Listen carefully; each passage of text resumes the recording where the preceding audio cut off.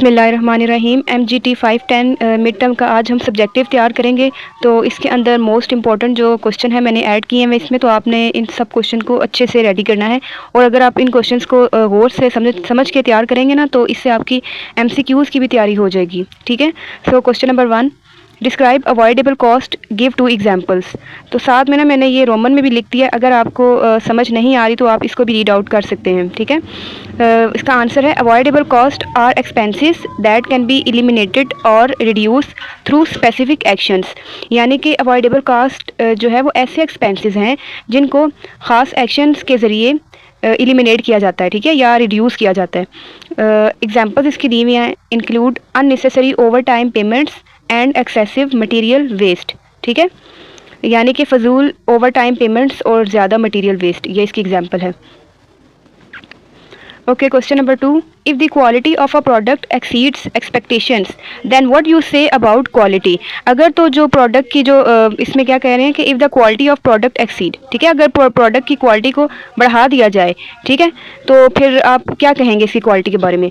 तो इसका आंसर है if the quality of a product exceeds expectations. ठीक है, एक्सपेक्टेशंस को बढ़ा देंगे तो क्या होगा, इट इज़ कंसीडर्ड एक्सेप्शनल और सुपीरियर क्वालिटी।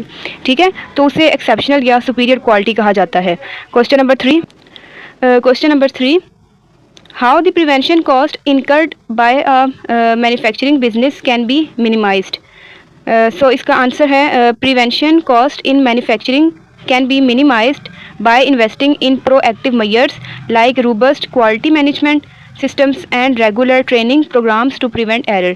यानी कि मैन्युफैक्चरिंग में प्रिवेंशन कॉस्ट को प्रोएक्टिव मेजर्स जैसा मजबूत क्वांटिटी मैनेजमेंट सिस्टम और रेगुलर ट्रेनिंग प्रोग्राम्स में इन्वेस्टमेंट करके कम किया जा सकता है। ठीक है, ताकि एरर्स रोके जा सकें।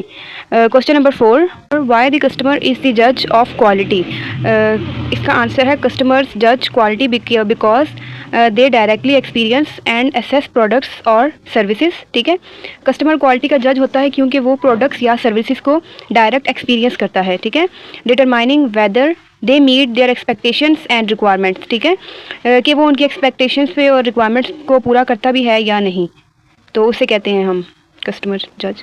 नेक्स्ट हमारे पास है briefly discuss the appraisal cost along with 2 examples. तो अप्रेजल कॉस्ट हमारे पास होती क्या है। अप्रेजल कॉस्ट में प्रोडक्ट्स को इवेलुएट और इंस्पेक्ट करना शामिल होता है। ठीक है, और इसकी एग्जांपल में क्या आ जाता है, inspection expenses and testing cost. Question number 6, discuss the difference between reliability and durability. तो इसमें डिफरेंस क्या है। रिलायबिलिटी का मतलब है कंसिस्टेंट परफॉर्मेंस ओवर टाइम। ठीक है, इसका मतलब है टाइम के साथ consistent performance, while durability refers to longevity and resistance to wear. ठीक है, यानी कि ड्यूरेबिलिटी का मतलब है लंबी उम्र और वेयर को बर्दाश्त करने की सलाहियत। ठीक है, तो आप इसको ना डिफरेंस बना के भी लिख सकते हैं, बीच में लाइन लगा के भी। डिफरेंस वाले क्वेश्चन बहुत इंपॉर्टेंट होते हैं पेपर में, और ये इस तरीके से भी आ सकता है MCQs के अकॉर्डिंग के ये डेफिनेशन पूरी दे दें और पूछेंगे कि क्या है ये, और पॉइंट आपके पास ये मिक्स करके दे देंगे। ठीक है, रिलायबिलिटी और बाकी गलत ऑप्शन दे देंगे। तो आपने क्वेश्चन को बड़े एहतियात से पढ़ना है। ठीक है, गौर से पढ़ना है, sorry. Next question, types of failure cost that is incurred after delivery of product. तो आपने इसकी टाइप्स बतानी है कौन सी हैं। So number 1, warranty cost, customer service expenses and product recall expenses. ये साथ में मैंने रोमन में भी लिख दिया है, अगर नहीं समझ आ रहा तो आप इसको भी रीड आउट कर सकते हैं। Question number 8, the role of a quality professional in inspection, statistical quality control and quality assurance. तो आपने इसमें रोल बताना है, कौन रोल प्ले कर रहा है। So quality professionals play crucial roles in inspection, statistical quality control, इसका आपने एब्रीविएशन पढ़ लेना है SQC, and QA quality assurance to ensure product meet standards. यही क्वेश्चन मैं आपको फिर कह रही हूँ कि ये आपका MCQs में भी आ सकता है। अगर ऐसा होगा कि पूरी डेफिनेशन दे देंगे और पूछेंगे कि कौन ये रोल प्ले कर रहा है। ठीक है, और एक और तरीके से ये आ सकता है कि ये लिखेंगे क्वालिटी प्रोफेशनल, इसके अंदर कौन कौन से रोल्स आ रहे हैं। ठीक है, तो हो सकता है बल्कि वो कहेंगे कि कौन सा रोल इसके अंदर नहीं है ऐड, तो ये 3 ऑप्शन दे देंगे ये वाले। ठीक है, और इसमें एक आपके पास जो है वो गलत होगा, तो वो कहेंगे इन सब में से कौन सी चीज़ नहीं है क्वालिटी प्रोफेशनल के अंदर। तो आपने क्वेश्चन की लॉजिक को समझना है। Question number 9, quality loss function आपने बतानी है इसकी definition. Quality loss function quantifies the financial impact of quality deviations from the target. Quality loss function target से क्वालिटी डेविएशन का फाइनेंशियल इम्पैक्ट मेजर करता है। Question number 10, the Juran's 10 steps to quality improvement. इसके 10 steps बताने हैं। इसमें है कि Its steps to quality improvement provide a systematic approach to achieving and sustaining quality excellence। यानी कि क्वालिटी इम्प्रूवमेंट जो है वो क्वालिटी एक्सीलेंस हासिल करने और बरकरार रखने के लिए सिस्टमेटिक अप्रोच देते हैं। ठीक है, ये नेक्स्ट क्वेश्चन है 1, 10, 100। इसका रूल बताना है। It highlights the importance of prevention in managing quality cost। $1 to prevent a defect, $10 to detect and correct during production and 100 after delivery। ठीक है, यानी 1 में क्या है हमारे पास डिफेक्ट प्रिवेंट करता है डिफेक्ट को। ठीक है, 10 में हमारे पास क्या है कि ये डिटेक्ट करेगा और करेक्ट करेंगे इसको प्रोडक्शन के दौरान, और 100 में क्या होगा, ये आफ्टर डिलीवरी के बाद ये चीज़ होगी। नेक्स्ट क्वेश्चन है Crosby contribution in quality management. So Crosby contribution बतानी है। Crosby emphasized prevention over detection and introduce concepts like zero defect. ठीक है, इसने ज़ीरो डिफेक्ट जैसे कॉन्सेप्ट्स को इंट्रोड्यूस किया। Question number 13, transcendent view of quality and critique of transcendent view of quality. ठीक है, तो ये बताना है।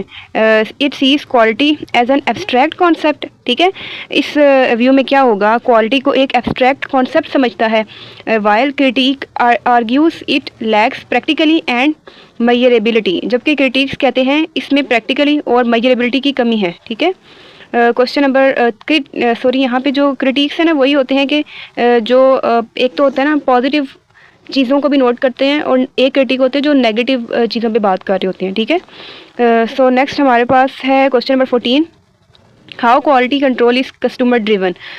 इसका आंसर है quality control is customer driven as it aims to meet और exceeds customer expectations and requirements. ठीक है, इनका क्या मकसद होता है, कस्टमर की एक्सपेक्टेशंस और रिक्वायरमेंट्स को फुलफ़िल करना या उनसे बढ़कर मतलब एक्सपेक्ट करना। ठीक है, question number 15, importance of staff motivation in quality. So staff motivation की इंपॉर्टेंस बतानी है। It is crucial in maintaining quality as motivated employees are more likely to be engaged। ठीक है, productive and committed to delivering high quality work। यानी quality बरकरार रखने के लिए स्टाफ मोटिवेशन बहुत ज़रूरी है, क्योंकि मोटिवेटेड एम्प्लॉयज़ ज़्यादा इंगेज, प्रोडक्टिव और हाई क्वालिटी वर्क देने के लिए कॉम्प्रोमाइज़ होते हैं। ठीक है, okay, question number 16, damming cycle आपने बताना है। डैमिंग साइकिल को PDCA भी कहते हैं, प्लान टू डू जेक्ट। ये क्वेश्चन इंपॉर्टेंट है बहुत। It is a continuous improvement methodology use to achieve and maintain quality in processes and method. ठीक है, ये आपने इसको याद करना। आगे ये आई थिंक डिटेल में भी होगा, प्लान, डू, चेक, एक्ट, इनकी डेफिनेशन भी है। ठीक है, तो आपने इस टॉपिक को इग्नोर नहीं करना। और मैंने बहुत ही इंपॉर्टेंट क्वेश्चन जो है यहाँ पे ऐड किए हैं। ठीक है, सब्जेक्टिव के। सो इससे आपका MCQs भी कवर हो जाएगा, वो वाला पोर्शन भी, अगर आप वीडियो को बहुत ही ध्यान से वॉच कर रहे हैं। ठीक है, तो आपकी इसमें से MCQs शॉर्ट और लॉन्ग ये सब प्रिपेयर हो रहे हैं।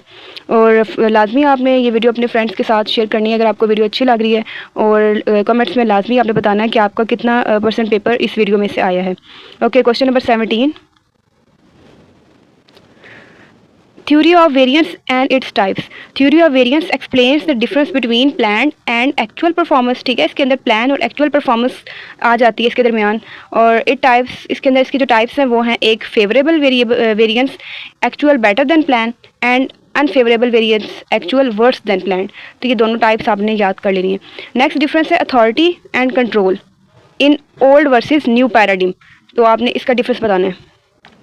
ओके, ये जितने डिफरेंस वाले क्वेश्चन हैं ना, आप ये बीच में लाइन लगा के भी कर सकते हैं। ठीक है, authority refers to the right to make decisions and take actions, while control involves monitoring and regulating activities.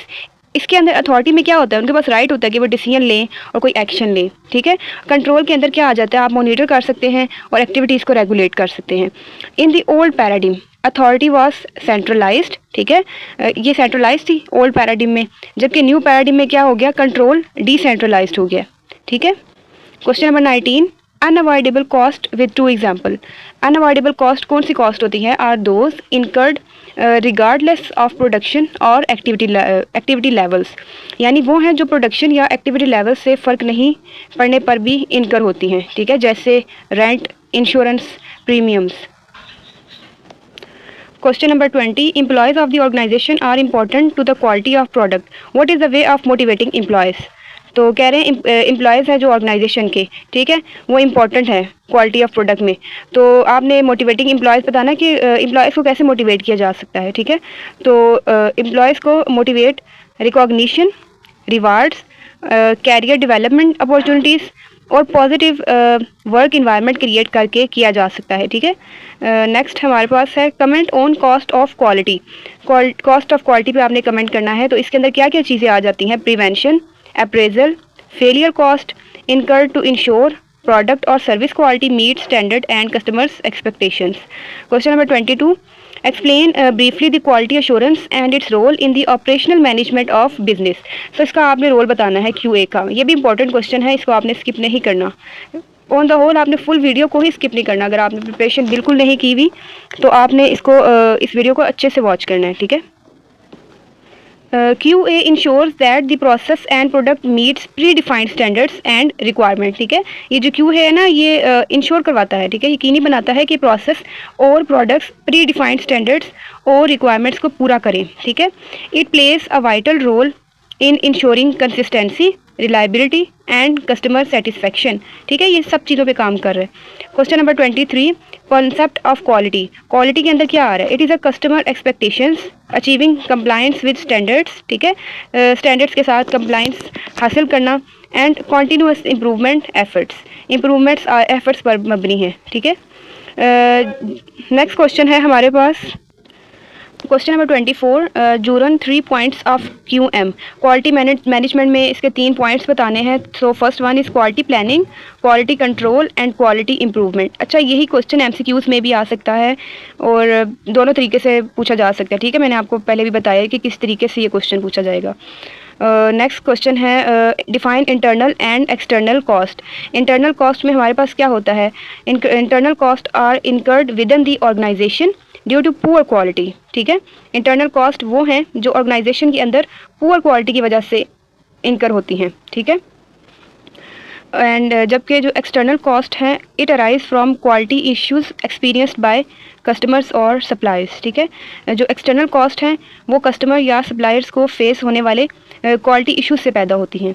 Question number 26, define TQM also 2 principles of TQM। ये वाला भी क्वेश्चन इंपॉर्टेंट है, ठीक है। TQM is approach to quality management that emphasise continuous improvement, ठीक है। TQM quality management का एक अप्रोच है जो continuous improvement, customer focus, employee involvement पर फोकस कर रहा है, ठीक है, एम्फसाइज कर रहा है, जोर दे रहा है। Its principle include. अब इसका ये भी पूछा जाएगा ना कि इसका प्रिंसिपल बताएं कि TQM का प्रिंसिपल क्या है।